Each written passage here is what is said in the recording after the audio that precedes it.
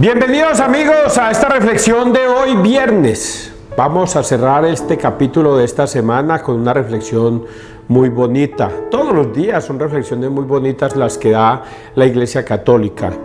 La Iglesia Católica da todos los días un misal que se dicta o se da en todo el mundo. En todos los países donde haya una Iglesia Católica se da el mismo Evangelio. Por eso la Iglesia es universal, católica. Los protestantes tienden a creer que el católico no existe en la Biblia, cuando el mismo Jesucristo fue el que dijo: vayan por todo el mundo y hagan que todos los pueblos sean mis discípulos. Eso significa universal. Y un papa, San Ignacio de Antioquía, en el año 107, dijo: como la iglesia es universal, la iglesia es católica. Y al meter católica, entonces se quedó católica, y por ello los protestantes se confunden mucho con el término católico. Un error bastante grave el que han cometido los protestantes de todo el mundo. Un error bastante grave que comenzó a cometerlo Martín Lutero en el año 1520. Y es haberse salido de la Iglesia Católica por seguir una doctrina que él mismo se inventó, que él mismo se creó, debido a un error que estaba cometiendo el Papa de esa época. No sé cuál era el nombre del Papa, pero el Papa de esa época era un hombre muy ambicioso. Quería dinero fácilmente y por eso se inventó las indulgencias.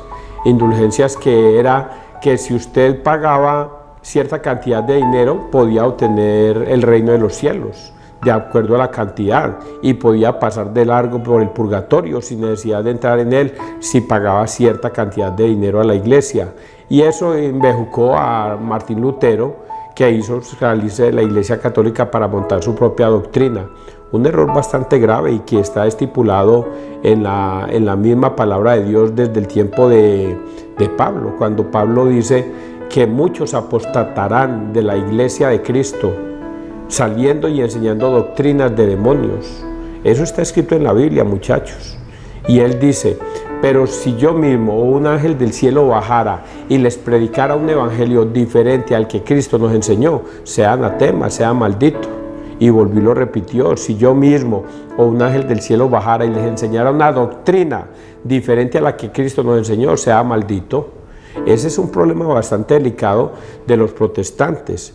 Y si estoy hablando del año 1520, estamos hablando de 500 años después y todavía vemos a muchas personas que se han salido de la iglesia de Cristo por pertenecer a una iglesia apóstata, a una iglesia protestante, y creen que en esa iglesia protestante van a encontrar la salvación, cuando la misma iglesia, la misma palabra de Dios los condena, porque Jesucristo dice: solamente una sola fe, un solo bautismo, una sola iglesia. No miles de iglesias, una.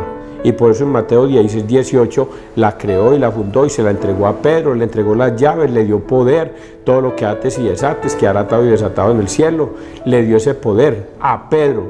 Y durante 1500 años se venía predicando esa doctrina. La única doctrina era la de Cristo, hasta que llegó Martín Lutero, y después de Martín Lutero comenzaron a desgranarse una cantidad de pastores con el ánimo de ganar dinero fácil, y ha llevado a un montón de malos católicos a pertenecer a esas congregaciones que, yo se los repito con todo el cariño del mundo, no serán salvos si persisten en ese error de apostatar en contra de la doctrina de Cristo. Si no regresan al redil, si no regresan a la iglesia de Cristo, no encontrarán la salvación, no la van a encontrar, porque Jesucristo deja estipulado unas cosas muy importantes para la salvación.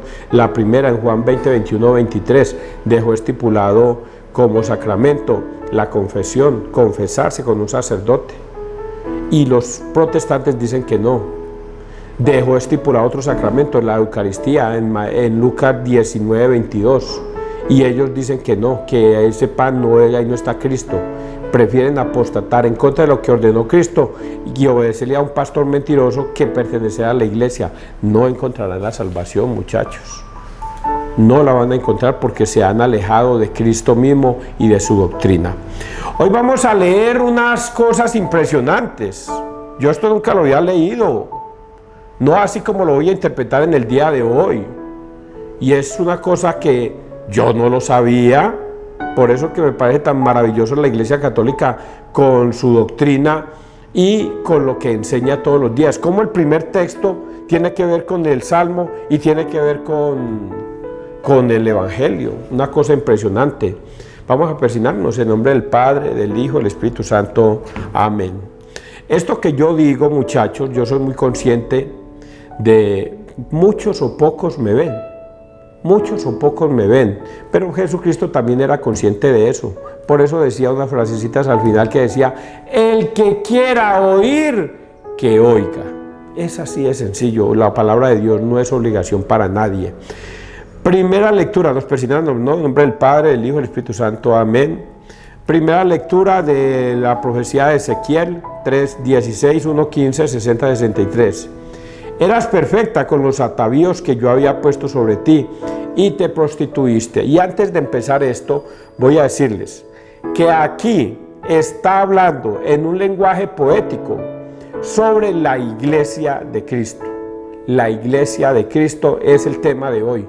Ese es el tema que yo voy a tocar, la iglesia que fundó Cristo. Y este lenguaje poético se refiere a la iglesia, o sea que cuando veamos o escuchemos esa dama o ese niño o esa niña que creció, se está refiriendo a su iglesia. A eso es que se está refiriendo, a su pueblo, al pueblo elegido, al pueblo escogido. Vamos a leerlo entonces ahora sí. Me fue dirigida esta palabra del Señor: hijo de Adán, hazle conocer sus acciones detestables a Jerusalén. Di: esto dice el Señor Dios a Jerusalén: por tu origen y tu nacimiento eres cananea. Tu padre era amorreo y tu madre hitita. Así fue tu nacimiento. El día en que naciste no te cortaron el cordón, no te lavaron con agua para purificarte, ni te friccionaron con sal, ni te envolvieron en pañales. Nadie se apiadó de ti, ni hizo por compasión nada de todo esto, sino que por aversión, te arrojaron a campo abierto el día que naciste. Yo pasaba junto a ti y te vi, revolviéndote en tu sangre, y dije: sigue viviendo. Tú que yaces en tu sangre, sigue viviendo. Te hice crecer como un brote del campo. Tú creciste, te hiciste grande, llegaste a la edad del matrimonio. Tus senos se afirmaron y te brotó el vello, pero continuabas completamente desnuda. Pasé otra vez a tu lado, te vi en la edad del amor, extendí mi manto sobre ti para cubrir tu desnudez. Con juramento hice alianza contigo, oráculo del Señor Dios, y fuiste mía. Te lavé con agua, te limpié la sangre que te cubría y te ungí con aceite. Te puse vestiduras bordadas, te calcé zapatos de cuero fino, te ceñí de lino, te revestí de seda, te engalané con joyas, te puse pulseras en los brazos y un collar en tu cuello, te puse un anillo en la nariz, pendientes en tus orejas y una magnífica diadema en tu cabeza. Lucías joyas de oro y plata, vestidos de lino, seda y bordado. Comías flor de harina, miel y aceite. Estabas cada vez más bella y llegaste a ser como una reina. Se difundió entre las naciones paganas la fama de tu belleza perfecta con los atavíos que yo había puesto sobre ti, oráculo del Señor Dios. Pero tú, confiada en tu belleza, te prostituiste, valiéndote de tu fama. Prodigaste tus favores y te entregaste a todo el que pasaba. Con todo yo me acordaré de mi alianza contigo en los días de tu juventud, y estableceré contigo una alianza eterna, para que te acuerdes y te avergüences, y no te atrevas nunca más a abrir la boca por tu oprobio. Cuando yo te perdone todo lo que hiciste, es oráculo del Señor Dios. Palabra de Dios, te alabamos a ti, Señor Jesús.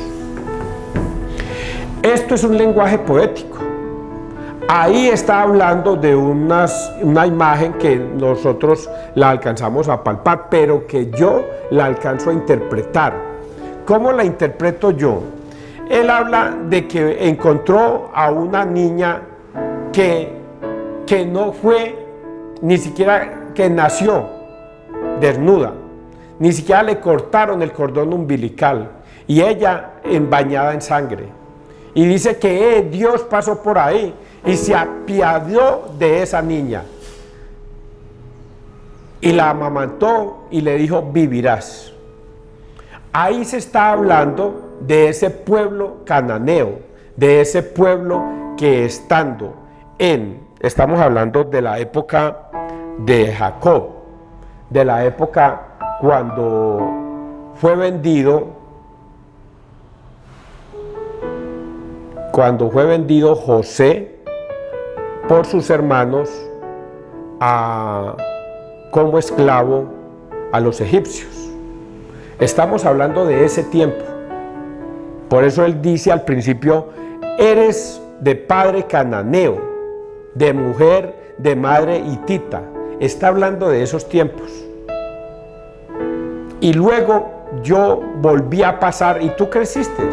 Yo te di la vida y tú creciste y te fuiste para Egipto, porque José mandó a llamar a Jacob y a todos sus hermanos a vivir en Egipto. Y estando en Egipto crecieron.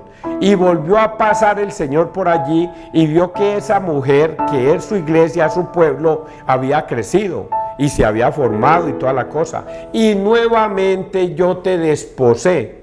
Ahí es cuando Dios saca a ese pueblo de Egipto y lo lleva hacia la tierra prometida. Moisés es el que va por ese pueblo y lo lleva a la tierra prometida. A eso se está refiriendo en la segunda parte. Pónganle cuidado para que ustedes lo logren entender, si lo logran entender. Pero tú confiaba en tu belleza. A ver, aquí atrás. A ver, aquí atrásito. Aquí atrásito. Te lavé con agua, te limpié la sangre que te cubría y te ungí con aceite. Te puse vestiduras bordadas te calcé zapatos de cuero fino, te ceñí de lino, te revestí de seda, te engalané con joyas, te puse pulseras en los brazos y un collar en tu cuello, te puse un anillo en la nariz, pendientes en tus orejas y una magnífica diadema en tu cabeza. Lucías joyas de oro y plata, vestidos de lino, seda y bordado. Comías flor de harina, miel y aceite. Estabas cada vez más bella y llegaste a ser como una reina. Es ahí cuando Dios ha rescatado a ese pueblo y lo ha llevado a la tierra prometida. Ahí.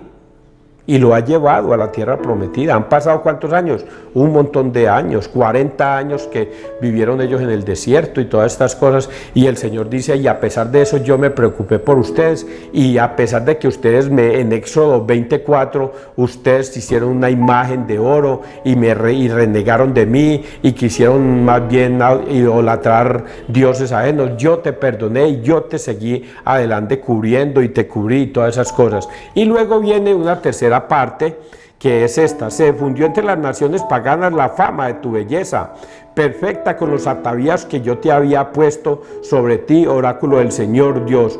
Pero tú, confiada en tu belleza, te prostituiste. Y ahí viene otra parte de la historia de Israel. Cómo ese pueblo, a pesar de que Dios mandaba profetas, Isaías, Elías, ese pueblo se prostituyó siguiendo a otros dioses, al dios Baal, por ejemplo, y les tocó mandar a Elías para que corrigiera ese error en el que estaba. Mandó a Eliseo y luego mandó a otros para corregirles, luego mandó a Jeremías, a Isaías, para corregirles ese error en el que estaban, y viendo que ese pueblo seguía prostituyéndose porque no le obedecía a Dios, entonces Dios viene a una cuarta parte. Ahí recordamos cómo Dios castiga a ese pueblo y lo manda con Nabucodonosor a Babilonia a ser esclavos durante 70 años. Pero dice aquí la historia, la otra partecita, que aquí viene Jesucristo. Valiéndote tu fama, prodigaste tus favores y te entregaste a todo el que pasaba. Y dice así: con todo, yo me acordaré de mi alianza contigo en los días de tu juventud. ¿Se acuerda de esa alianza? La alianza que él hizo con el pueblo. Dios le dijo a Moisés: Moisés, ustedes serán mi pueblo y yo seré su Dios. Y esta alianza la recordaré por siempre. Esa es la alianza que está hablando aquí. Esa es la alianza que está diciendo acá, que Él, a pesar de todo, a pesar de que te prostituiste, valiéndote de tu fama, prodigaste tus favores y te entregaste a todo el que pasaba, con todo, yo me acordaré de mi alianza contigo en los días de tu juventud y estableceré, aquí viene Jesucristo, y estableceré contigo una alianza eterna, para que te acuerdes y te avergüences y no te atrevas nunca más a abrir la boca por tu oprobio, cuando yo te perdone todo lo que hiciste, oráculo del Señor. ¿Y cuál es esa parte? Manda a nuestro Señor Jesucristo a nacer y a morir en la cruz para el perdón de todos nuestros pecados. Esa es la parte que Él nos está reprochando o diciendo aquí: yo te perdoné y yo te perdoné todo lo que hiciste, oráculo del Señor Dios. ¿Y cómo es ese perdón? Que Jesucristo, muriendo en la cruz, nos va a dar ese perdón de nuestros pecados. Pero no el perdón que piensan los protestantes. No es ese perdón. Es que Jesucristo murió en la cruz por mis pecados, por lo tanto yo ya soy salvo. Gloria a Dios, aleluya. Oigan a estos, eso es verdad. Dios murió en la cruz por todos nuestros pecados, para que cuando nosotros nos arrepintamos de nuestros pecados, Dios nos perdona. Solo así. Si usted va al sacerdote, se confiesa, pide perdón por sus pecados, el sacerdote, en el nombre del Padre, del Hijo y del Espíritu Santo, te perdona tus pecados. Pero que usted no va a confesar sus pecados, Dios le va a perdonar. Oigan a estos. Como piensan los protestantes: yo no es sino mirar para mi cielo, para el cielo, y el Señor Jesús, que murió en la cruz y redimió su sangre por todos nosotros, nos perdona los pecados. Oigan a estos. Así no es de fácil, mi hijo. Dios sí murió en la cruz por todos, pero solamente por el que le obedezca y acepte sus mandatos, no más. Si usted no se confiesa con un sacerdote, tenga la plena seguridad que yo no le estoy mintiendo, muchacho. No tendrá perdón de los pecados. Por eso Jesucristo les dijo: vayan, y a quienes les perdonéis los pecados les quedarán perdonados, y a quienes se los retengáis les quedarán retenidos. Ese retenidos es al que no se confiesa, no se le perdonan sus pecados. Vamos ahora, ¿entendieron esa parte? Cómo Él ha creado su iglesia para que todos nos fundamentemos en ella. Por eso en la palabra de Dios está escrito que a Dios se le da la gloria en su iglesia, en ninguna otra parte. En su iglesia. ¿Cuál es la iglesia? La católica, la que Cristo fundó en Mateo 16, 18. Ojalá ustedes entiendan esto como yo lo entiendo. A mí no me cuesta trabajo entender esto. Salmo, vamos a leer este salmo. Salmo Isaías 12: has cesado tu ira y me has consolado. Él es mi Dios y Salvador. Confiaré y no temeré, porque mi fuerza y mi poder es el Señor. Él fue mi salvación. Y sacaréis aguas con gozo de las fuentes de la salvación. Dad gracias al Señor, invocad su nombre, contad a los pueblos sus hazañas, proclamad que su nombre es excelso. Tañed para el Señor, que hizo proezas, anunciadlas a toda la tierra. Gritad jubilosos, habitantes de Sión, porque es grande en medio de ti el Santo de Israel. Has cesado tu ira y me has consolado. Nosotros en este tiempo y en todos los tiempos, desde el mismo tiempo de la creación, Dios nos ha guardado una misericordia muy especial. A pesar de que nosotros pecamos y nos hemos prostituido en el pecado, Dios continúa perdonándonos de una manera especial. Solo que hoy la manera muy especial es a través de su Hijo, nuestro Señor Jesucristo. Él es el que nos redime de los pecados. Él es el que, yendo a Él perdona nuestros pecados y nos llevará a la vida eterna. Nadie puede ir al Padre sino a través de su Hijo. Eso está escrito en la palabra. Y vamos a leer el Evangelio de hoy, que tiene unos mensajes impresionantes. Mateo 19, 3, 12. Por la dureza del corazón permitió Moisés repudiar a las mujeres, pero al principio no era así. Voy a leer este texto de dos maneras, lo voy a interpretar de dos maneras. La primera desde el punto de vista de la iglesia y la segunda desde el punto de vista del ser humano. En aquel tiempo se acercaron a Jesús unos fariseos y le preguntaron para ponerlo a prueba: ¿es lícito a un hombre repudiar a su mujer por cualquier motivo? Él les respondió: ¿no habéis leído que el Creador en el principio los creó hombre y mujer? Y dijo: por eso dejará el hombre a su padre y a su madre y se unirá a su mujer, y serán los dos una sola carne. De modo que ya no son dos, sino una sola carne. Pues lo que Dios ha unido, que no lo separe el hombre. Ellos insistieron: ¿y por qué mandó Moisés darle acta de divorcio y repudiarla? Él les contestó: por la dureza de vuestro corazón os permitió Moisés repudiar a vuestras mujeres, pero al principio no era así. Pero yo os digo que si uno repudia a su mujer, no hablo de unión ilegítima, y se casa con otra, comete adulterio. Los discípulos le replicaron: si esa es la situación del hombre con la mujer, no trae cuenta casarse. Pero él les dijo: no todos entienden esto, solo los que han recibido ese don. Hay eunucos que nacieron así del vientre de su madre, a otros los hicieron los hombres, y hay quienes se hacen eunucos ellos mismos por el reino de los cielos. El que pueda entender, entienda. Palabra del Señor, gloria a ti, Señor Jesús. Por eso les dije ahorita que van a haber dos versiones aquí de esta reflexión tan bonita. La voy a meter por el lado de la iglesia porque es por donde está escrito este texto, digo yo, por la primera lectura.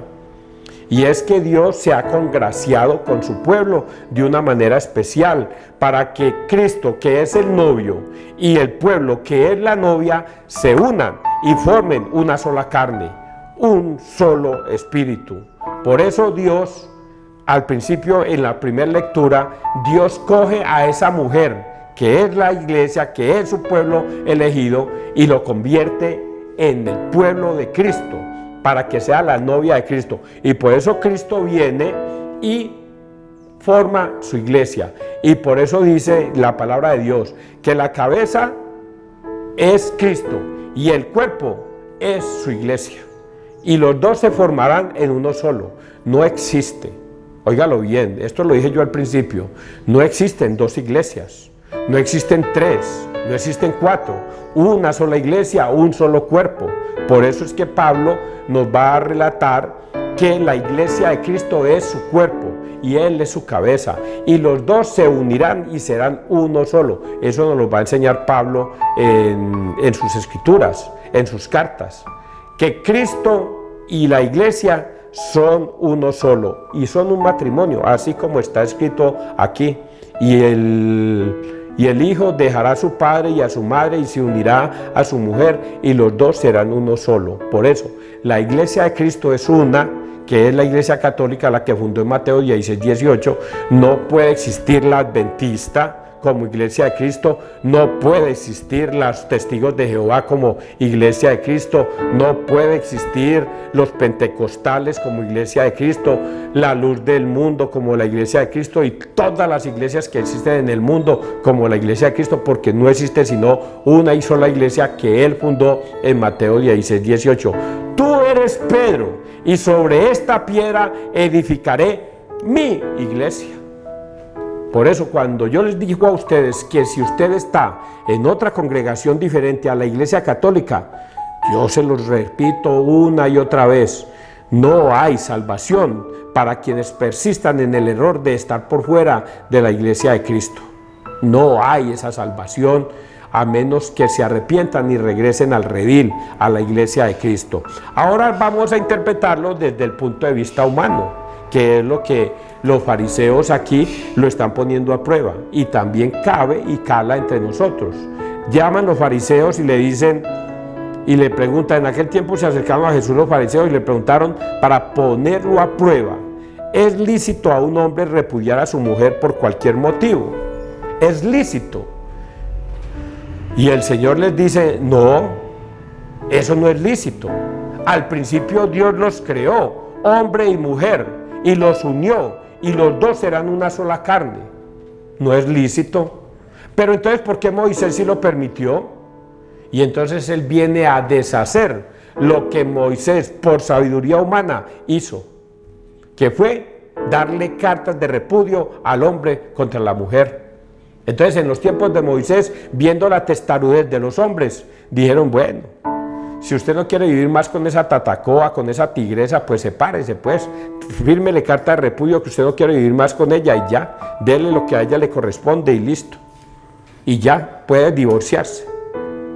Pero viene Jesús a corregir ese error que Moisés se tomó a cuenta propia y le dijo, no señor, de ahorita en adelante ya no es así. El hombre dejará a su padre y a su madre y se casará con su mujer y los dos serán una sola carne y esto será para siempre. Lo que ha unido el Dios no lo separa el hombre. Y entonces estos hombres quedaron, ay por Dios, entonces eso de casarse es muy duro. Uno aguantarse una tigresa toda la vida jodiendo por todo, molestando por todo, y uno dándole de todo y ella jodiendo por todo. Entonces mejor no casarse. Y ahí es cuando Jesús les dice, esto no es un don para todo mundo. Esto no les corresponde a todo mundo. Y entonces dice dos cosas aquí que se las voy a decir tal y cual están escritas para que usted la atienda. ¿No habéis leído que el Creador en el principio los creó hombre y mujer? Por eso dejará el hombre a su padre y a su madre y se unirá a su mujer y serán los dos una sola carne. De modo que ya no son dos, sino una sola carne. Pues lo que Dios ha unido, que no lo separe el hombre. Ellos insistieron, ¿y por qué mandó Moisés darle acta de divorcio y repudio? Él les contestó, por la dureza de vuestro corazón nos permitió Moisés repudiar a vuestras mujeres. Pero al principio no era así. Pero yo os digo, esta partecita. Pero yo os digo, ahí deshace lo que Moisés había hecho. Lo deshace. Pero yo, que soy Dios, os digo. Eso ustedes no lo pueden obviar. Yo os digo, va a hablar Dios, y va a deshacer lo que la embarrada que había hecho Moisés al repudiar a la mujer. Pero yo os digo, no hablo de unión ilegítima. Aquí dice todo bonito, unión ilegítima. Unión ilegítima somos todos los que vivimos con una mujer amancebados, sin ser casados, en fornicación. Por eso él dice, pero no les digo de una mujer que viva con un hombre ilegítimamente. No, en ese caso, si dos personas están viviendo en unión libre, que se separen. Es lo que está diciendo Jesús. Si dos personas están viviendo amancebados, que se separen. Si dos personas están viviendo en fornicación, que se separen. Ahí no hay ningún vínculo de Dios. Están pecando de un pecado mortal que se llama fornicación. ¿Cuántos hombres y mujeres en este mundo están viviendo en fornicación? Y asisten a misa, y van a misa, y oran, y esperan que Dios les perdone ese pecado. Muchachos,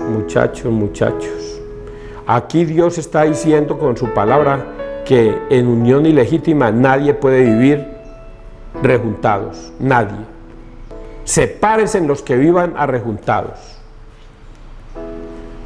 Y dice aquí así, no era así, pero yo os digo que si uno repudia a su mujer, no hablo de unión ilegítima, si están en unión ilegítima, que se separen, que no vivan juntos porque están pecando mortalmente, y se casa con otra, comete adulterio. Y aquí habla los que muy oriondamente se han casado por la iglesia, y de repente la mujer dice, ya no quiero vivir más con ese hombre, me voy a conseguir otro, y se va, y deja al marido legítimo con el que se había casado y se va con otro, y dice que si se junta con otro comete adulterio él y comete adulterio el que se junte con ella. Y lo mismo para el hombre. El hombre que dice, no, ya me cansé de esta tigresa, de esta vieja, como se volvió de fea, me voy a conseguir una más joven, una más bonita, y deja a la mujer casada por irse con otra. Dice aquí que comete adulterio, comete pecado mortal. Si está casado y se fue a vivir con otra, comete adulterio, está en pecado mortal. Y la única forma de no cometer ese pecado es dejar a esa mujer al que tiene desposada, dejar a ese hombre con el que se ha casado o se ha rejuntado, porque están viviendo en pecado mortal. Me encontraba yo un día a una señora, y yo la conozco, vive con el viejito, llevan más de 40 años viviendo juntos y son felices, llevan más de 40 años viviendo juntos. Y luego les dije yo, ¿y ustedes cuándo se casaron? No, nosotros no nos hemos casado, César. Él tuvo una esposa y yo tuve mi esposo. Él dejó a su esposa y yo dejé a mi esposo y me junté con él porque nos daban malas vidas. Y ahora somos felices. Llevamos 40 años y llevamos 40 años yendo a misa. Pero eso sí, no podemos comulgar. No podemos comulgar porque estamos viviendo en adulterio. ¿Será que Dios nos perdona? ¿Será que Dios nos perdona ese pecado? Bendito y alabado sea Dios, porque Él les va a decir que han pecado contra el cielo y contra la tierra, porque han pecado contra la doctrina de Cristo, porque no han obedecido sus mandatos. El hombre dejará a su mujer y se unirá a su pareja, y los dos serán una sola carne. Que lo que Dios ha unido no lo separe el hombre. Ya. Esas frasecitas los condenan. 40 años viviendo felices, yendo a misa, pero viven en adulterio. Y Dios, que queda en juicio de Él y no en las manos mías, dice, yo no he venido a juzgar al mundo, yo he venido a salvar al mundo. Ustedes ya tienen quien los juzgue. La palabra que yo he pronunciado, los condena. ¿Y qué es lo que ha pronunciado? Voy a recordárselo rápidamente. Pero yo os digo, a ver, ¿dónde está? Les contesté, ¿y por qué mandó Moisés a repudiar? Pero al principio no era así. Pero yo os digo que si uno repudia a su mujer, no hablo de unión ilegítima, y se casa con otra, comete adulterio. Perdón. Y luego viene la otra partecita rápidamente. Entonces no es bueno casarse, y Jesús les dice, es que este don no es para todo mundo, el que sea capaz con él que lo haga. Hay eunucos, o sea, hombres castrados, que nacieron eunucos, hombres que no les gustan las mujeres, o mujeres que no les gustan los hombres. Y nacieron castrados para el matrimonio, no les gusta casarse, no quieren casarse, quieren vivir célibes, quieren vivir a toda hora sin matrimonio y viven solitos, no se van a casar nunca. Ahí vemos mujeres beatas, vemos hombres beatos que no nacieron para el matrimonio, quedaron beatas, no nacieron para el matrimonio. Pero hay hombres que la vida misma los volvió eunucos, hombres castrados, hombres que los castran para que no puedan tener hijos. Y entonces esos hombres que son castrados no van a tener mujer, no son capaces de tener mujer, quieren vivir en el libertinaje, quieren vivir es así, y no, son castrados. Pero hay hombres que se hacen célibes por el reino de los cielos, que son los sacerdotes. Los sacerdotes por el reino de los cielos se quedan eunucos, no tienen relaciones, no tienen pareja, no tienen a nadie, viven solamente para Dios.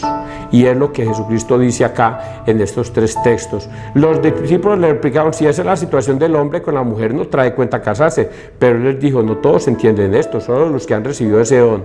Hay eunucos que salieron así del vientre de su madre, nunca se van a casar. A otros los hicieron los hombres.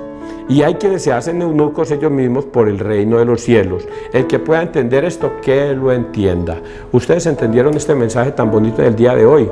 ¿Cuál es su situación? Recuerden, esto va para ustedes y va para mí, para que ustedes no piensen que porque yo lo estoy diciendo entonces yo ya soy salvo. Si yo hago parte de esto y no cumplo con los mandatos del Señor, este pechito también se condena. Así es que júzguense ustedes a sí mismos cómo es su vida con su pareja. ¿Están en concubinato? ¿Están en fornicación?